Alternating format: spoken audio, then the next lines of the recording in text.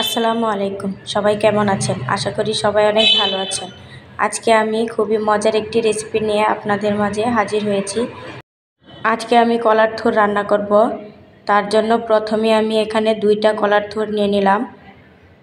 এখন কলার থুরগুলোকে ভালো করে বেছে নিব।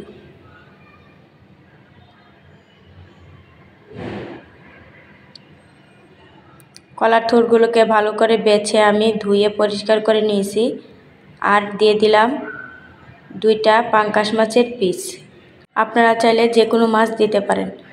আর দিয়ে দিলাম পরিমাণ মতো পানি, দিয়ে আমি ভালো করে এগুলোকে সিদ্ধ করে নিব। আর এদিকে নিয়ে নিলাম সরিষাগুলোকে এখন আমি ভিজিয়ে রেখে দিব। কলার থুরটা সিদ্ধ হয়ে গেছে, এখন আমি শিলপাটায় বেটে নিব। এখানে আমি কলার থুর আর সরিষা ভালো করে বেটে নিয়েছি। এখন চুলা একটা কড়াই বসিয়ে পরিমাণ মতো তেল দিয়ে পেঁয়াজ কুচি আর কাঁচামরিচ কুচি দিয়ে দিলাম। দিয়ে এগুলোকে ভালো করে ভেজে নিব।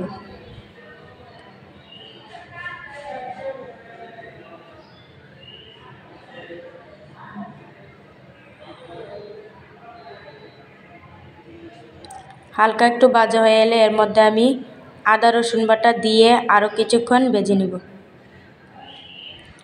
দিয়ে দিলাম কয়েকটা তেজপাতা। ভাজা হয়ে গেছে, এখন অল্প একটু পানি দিয়ে সবগুলো মশলা এখানে আমি দিয়ে দিব। দিয়ে দিলাম হলুদের গুঁড়া, মরিচের গুঁড়া, ধনিয়া গুঁড়া, জিরা গুঁড়া আর লবণ দিয়ে ভালো করে মিশিয়ে মশলাটাকে কিছুক্ষণ কষিয়ে নেব। কষানো হয়ে গেছে, এখন আমি সরিষা বাটা আর কলার থুর বাটা ভালো করে দিয়ে মিশিয়ে বাটিটা ধুয়ে আরও একটু পানি দিয়ে দিব।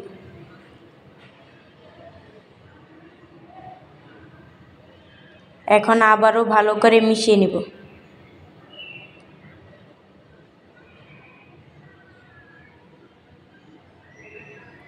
এখন এগুলোকে আমি কিছুক্ষণ পর পর নেড়ে চেড়ে ভাজা ভাজা করে নেব।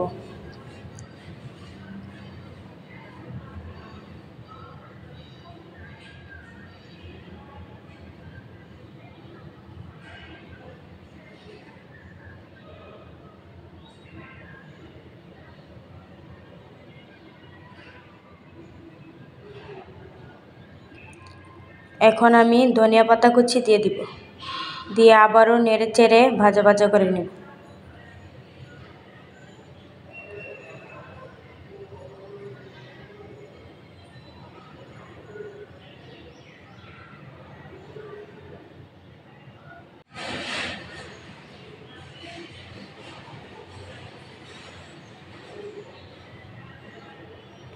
তৈরি হয়ে গেল আমার কলার থুর রান্না।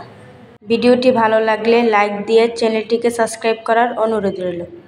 সবাইকে অনেক ধন্যবাদ। আল্লাহ হাফেজ।